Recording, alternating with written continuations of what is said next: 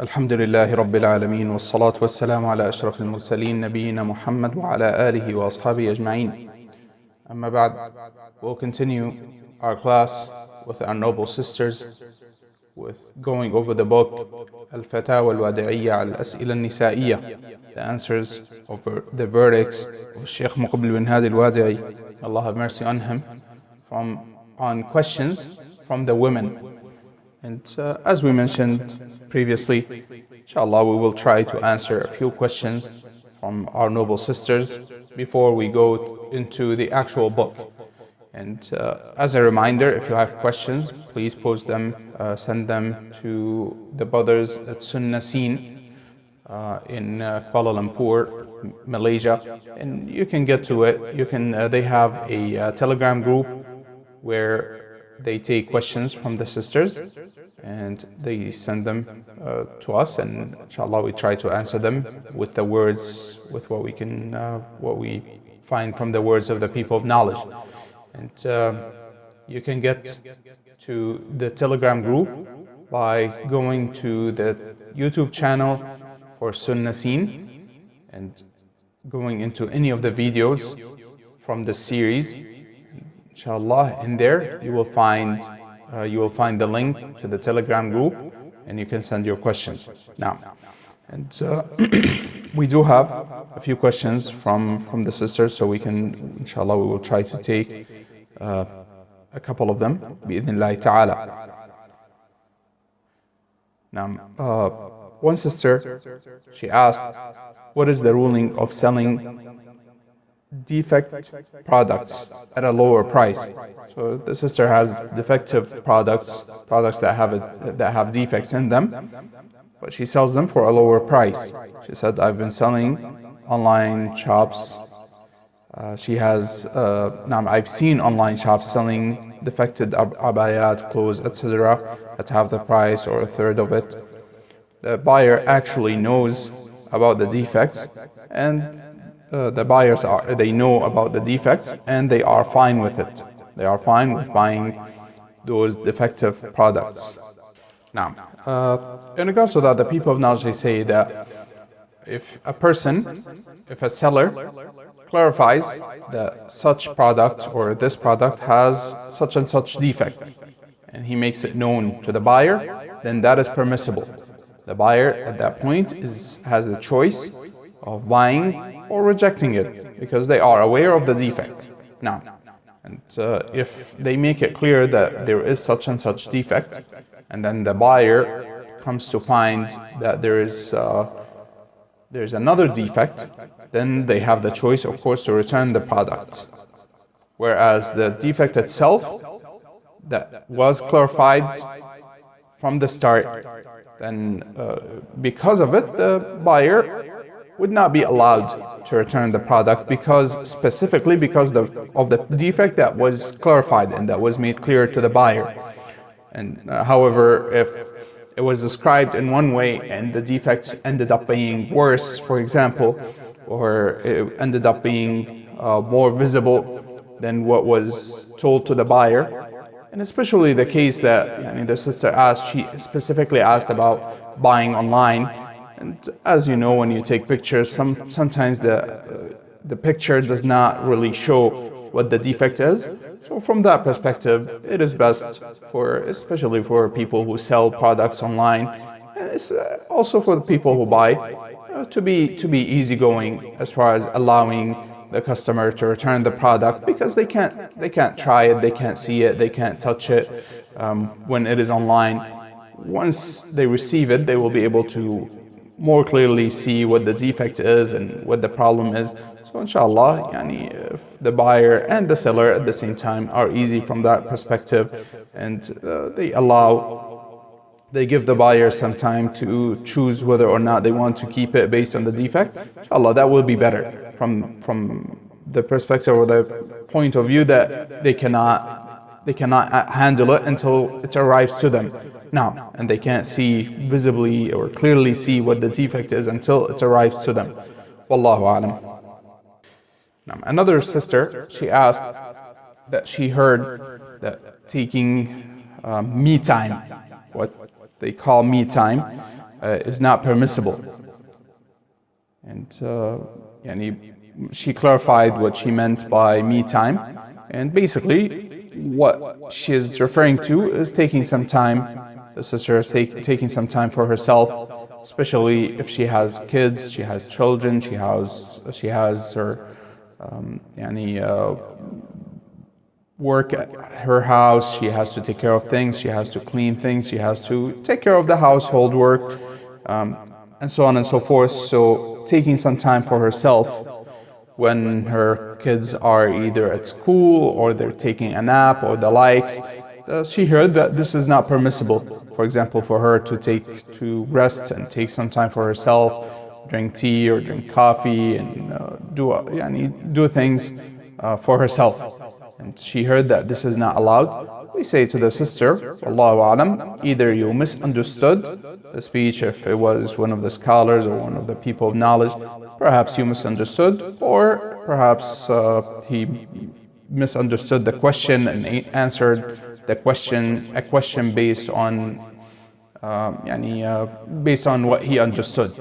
In truth, barakallahu fiki, the Messenger sallallahu alaihi wasallam, he said, "Inna li nafsika alayka haqqa." Indeed, for yourself there is a right there for yourself over you, for your body. There is a right for your body over you. And taking rest is something that is necessary for the people. And taking some time for yourself, like you said, to drink tea or drink coffee or whatever it is, and to take some rest, there is nothing wrong with it. What might be wrong is to do something that is impermissible during that time. And that is not allowed, not because of taking time for yourself, but because of what would be done if it is something that is impermissible. Whereas, for example, reading a beneficial book, taking some time just to sit down, read a beneficial book, listen to a lecture, or do something that is not impermissible, something that is permissible, that you enjoy, inshallah, there's no harm. There's no harm in that case. And this is something that, especially like you mentioned, like the sister mentioned, sisters who are busy with their housework and taking care of their children and so on and so forth, there's no doubt that this is work that is tiring and it takes a lot of energy to accomplish. So inshallah, taking some time to rest is something that is permissible. There is no harm with it, bi'idhnillahi ta'ala. Now, another sister, she asked about varying the number of times of washing different parts when performing wudu. So for example, the person washes his or her face 3 times and then they wash their hands 1 time or twice. We say there is no harm, bi'idhnillahi ta'ala. That is allowed. The people of knowledge, they say there is no harm in doing so. It is okay to have different number of times the parts that are washed to be washed in different number or different, altering the number of times that you wash each part. So for example, like we said, you wash your face 1 time, your hands 3 times, and your feet twice. There's no harm, inshallah. That is all allowed. Now, and the next question is also similar, but in regards to making tasbihat in the salah, such as saying Subhana Rabbi al-A'la and Subhana Rabbi al-Azim, having different number of times that are said. So for example, the person says Subhana Rabbi al-A'la 3 times, says Subhana Rabbi al-Azim 1 time. That is also allowed. That is also allowed. There's no harm in doing so. What is however, the Messenger sallallahu alaihi wasallam, his prayer was similar, meaning they are the length of each action or each position in the salah in relationship to the other positions are similar. Meaning, if he sallallahu alaihi wasallam would extend or make his recitation long, and would recite long recitation, would stand for a long time, then he sallallahu alaihi wasallam used to make his ruku' also long, and then his standing after ruku' long, and his sujood would be long. And when he prays quickly, meaning that he makes his recitation short, and he recites some of the shorter chapters from the Quran, or a smaller number of ayat, then he also makes his ruku' and his standing and his sujood shorter. So the salah in general should be somewhat uniform, meaning that it is similar to each other. And not that the person, for example, he stands in recitation for half an hour and then makes sujood in a second. This would not be proper, and rather it should be similar to each other. Now, however, the number of tasbihat, inshallah, there is no harm to alternate the number of tasbihat within one prayer. There is no harm, bi'idhnillahi ta'ala. Now, so those are some of the questions from the sisters, and we will go back to the book. So, يقول السائل, we're still in a chapter regarding matters of purity and purification. يقول السائل: هل النهي في حديث نهى أن يغتسل الرجل بفضل المرأة والمرأة بفضل الرجل ولكن يشرعان جميعا، هل ذلك أو يغترفان جميعا، هل ذلك النهي للتحريم? So the prohibition, where the Messenger sallallahu alaihi wasallam, he prohibited that a man would take a bath from the remaining water of a woman, or the woman to take a bath with the remaining water of a man, but rather they should take the water together. طبعا هذا للرجل مع زوجته. Of course, this is referring to the man with his wife. هل ذلك النهي للتحريم? Is this prohibition to make it impermissible? Does it mean it is impermissible? قال الشيخ رحمه الله قال هو للكراهة. So the Shaykh rahimahullah, he said, no, rather it is disliked.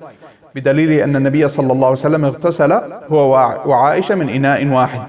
Because the Messenger صلى الله عليه وسلم, he took a bath along with Aisha رضي الله عنها from one utensil. وأيضا قال لميمونة والحديث في مسلم. نعم. كان النبي صلى الله عليه وسلم طلب ماء فقالت يا رسول الله إنني قد توضأت منه فأخذ النبي صلى الله عليه وسلم وتوضأ به. So the Messenger صلى الله عليه وسلم, he took some water from Maymuna, and she said to him that she performed wudu from it. And the Messenger صلى الله عليه وسلم, he took it and he performed wudu from it. وفي حديث أن النبي صلى الله عليه وسلم توضأ من فضل ميمونة. نعم، أقول في حديث أن النبي صلى الله عليه وسلم توضأ بفضل ميمونة رضي الله عنها. In another hadith, the Messenger صلى الله عليه وسلم took a bath from the remaining water after Maymuna رضي الله عنها took a bath. فقالت يا رسول الله إني كنت جنبا. She said, O Messenger of Allah, I was in the major state of impurity. فقال النبي صلى الله عليه وسلم إن الماء لا يجنب أو لا يجنب. So the Messenger صلى الله عليه وسلم, he said that water does not become in the major state of impurity. يعني أن ذلك لا يؤثر, meaning that this does not affect it. فهو النهي في الحديث الذي مر إنما هو للكراهة. نعم. قال الشيخ فالمهم. So basically we reconcile between the hadith that the prohibition is for making it disliked and not that it is impermissible. نعم. قال فالمهم منه الاحتياط للطهارة ولا يعدل الكراهة ولا يتجاوز الكراهة, يعني لا يتجاوز الكراهة إلى حد التحريم. So the Shaykh rahimahullah, he said that it does not exceed being disliked, meaning it does not become impermissible. ثم تقول السائلة هل هناك مدة محددة بالنسبة لبول الصبي؟ هل هناك مدة محددة بالنسبة لبول الصبي? So one sister, she asked, is there a specific time, specific age or specific time in regards to the urine of the young boy? قال الشيخ رحمه الله هو جاء عن قتادة ما لم يطعم. So he said, the Shaykh rahmahullah, he said, as in the hadith of Qatada, that as long as he does not eat, as long as he did not eat, فإذا كان لا يطعم وضابطه أن يتناول الطعام بيده. لا أن يأخذ الشخص شيئا ويفته ويجعله كالثريد أو كذا ثم يلعقه إياه أو يناوله إياه. هذا من قول قتادة، وينبغي أن يصار إليه لأن الحديث ليس فيها تقييد بما يقيده به قتادة.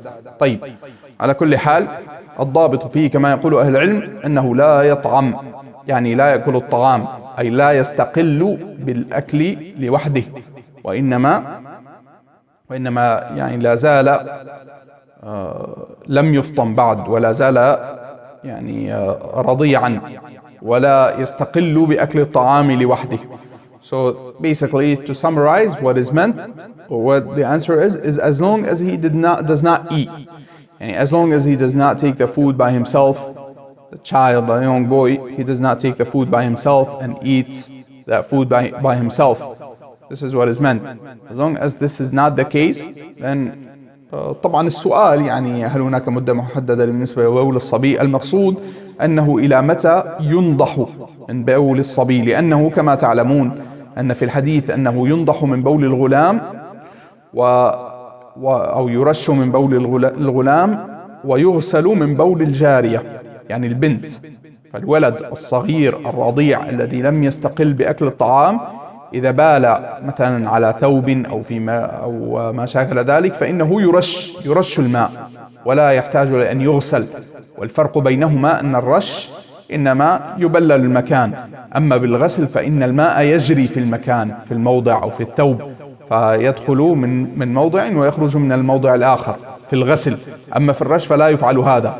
فالولد الغلام الرضيع يرش من بوله، والجارية وهي البنت الصغيرة ولو كانت رضيعة ولم تأكل الطعام فإنه إذا بالت في ثوب فإن هذا الثوب يغسل، لا يطهر إلا إذا غسل. So here, of course, what is meant by the question is in regards to the urine of the young boy. Meaning, this is referring to the hadith that the Messenger sallallahu alaihi wasallam, he said that what is legislated is to sprinkle water on the urine of the young boy and to wash because of the urine of the young girl. So meaning that if a young boy, an infant who is still nursing, who does not eat food yet, and rather is still nursing, he urinates on, say, someone's clothes or his own clothes, of course they become impure. However, their impurity is reduced, meaning that it is sufficient to sprinkle water on it to remove the impurity. Whereas the urine of the young girl, even if she is still nursing, an infant who is still nursing, it must be washed. The difference between them is clear. With sprinkling water, you make the place wet. Whereas with washing, you allow the water to run through the fabric. So there's a difference between them. Naam. And the question was in regards to how long is the urine of the young boy or the infant boy, how long does it remain reduced? The impurity is reduced, where sprinkling water is sufficient to remove the impurity or to make the place pure or the clothes pure. And the Shaykh rahimahullah, he said as long as he does not eat, meaning he does not handle the food, take the food and eat the food by himself, and rather as long as he's being nursed. And he said if his parents, for example, they take some food and put it in his mouth and let him, for example, suck on it or swallow a little bit of food, which in our days is similar to baby food. In our days is similar to baby food. Even if he is fed a little bit of baby food, but is being nursed still, that is considered an infant whom it is permissible to sprinkle water on his urine, and it removes the impurity. Wallahu a'lam. وبهذا نكون قد انتهينا من باب الفتاوى التي تتعلق بالطهارة، ونبدأ في الدرس القادم بإذن الله تعالى في باب الفتاوى التي تتعلق بالمرأة الحائض والحامل والنفساء. So with that, we would have concluded the chapter regarding matters of purity and purification. And in the next class, if Allah subhanahu wa ta'ala allows us to, we will start with a chapter regarding the menses, pregnancy, and also bleeding after giving birth. ونكتفي بهذا المقدار وصلى الله وسلم وبارك على نبينا محمد وعلى آله وأصحابه أجمعين.